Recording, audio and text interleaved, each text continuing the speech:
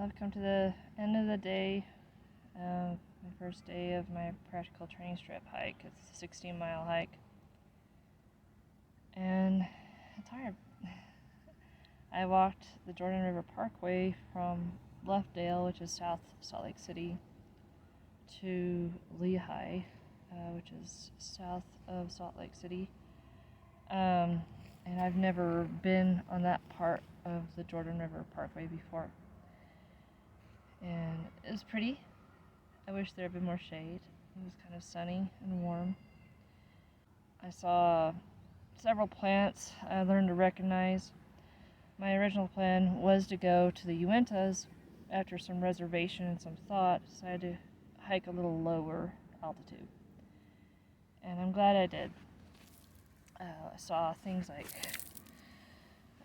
red-winged blackbird and some meadowlarks, and I saw some other birds as well. Saw ducks.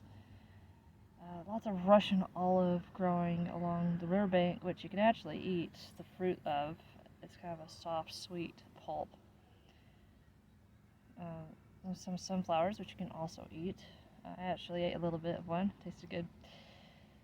And so I walked down to a campground. I guess you could call it a suburban campground. It's right in the middle of the city.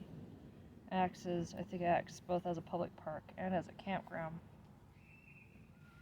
And set up my tent here, and I cooked up some food.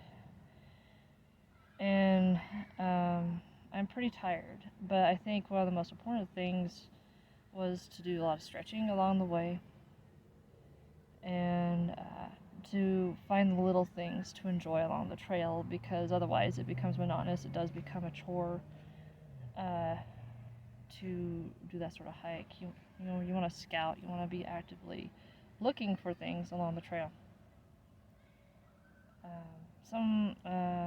Another plant I found is called milkweed pods, and unfortunately it was too late to pick them. I did pick them, but then I learned a little later that they were too big and spiny to actually eat. You can cook them and eat them. My objective as part of this hike was to learn about edible wild plants that could be foraged. And some particular ones I was looking for were Oregon grape, which are kind of like blueberries, and the rush, stuff that grows very moist, forested areas. When we went to Grand Teton National Park back in June, I found things like, I did find the Oregon grapes, I found wild strawberries, and I took lots of pictures of different flowers to identify them. It's really easy to find stuff to identify them with, like on the phone, on the internet. So it's been a great learning experience, and we'll see if I spot anything new on the way back to the start of the trail. A lot of it was the same along this river. There's not a ton of variety. There's a lot of development going along the Jordan River, especially here in Utah Valley. Utah Valley is called the Silicon Valley of Utah, because there is so much development. So there has been a lot of environment that has been destroyed along the river, unfortunately. But it's still really cool. You can still see fish in the river, probably carp. I can't tell what they were. But I'll make another clip at the end of the trail and see if I make it.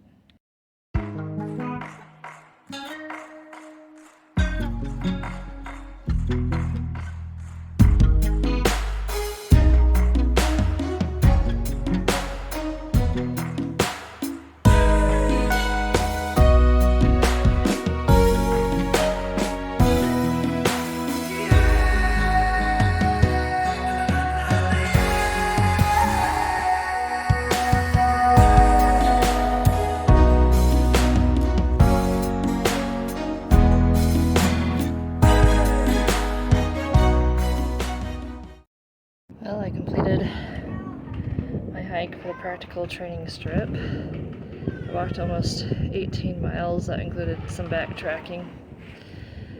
A few takeaways. lots of nice people on the trail.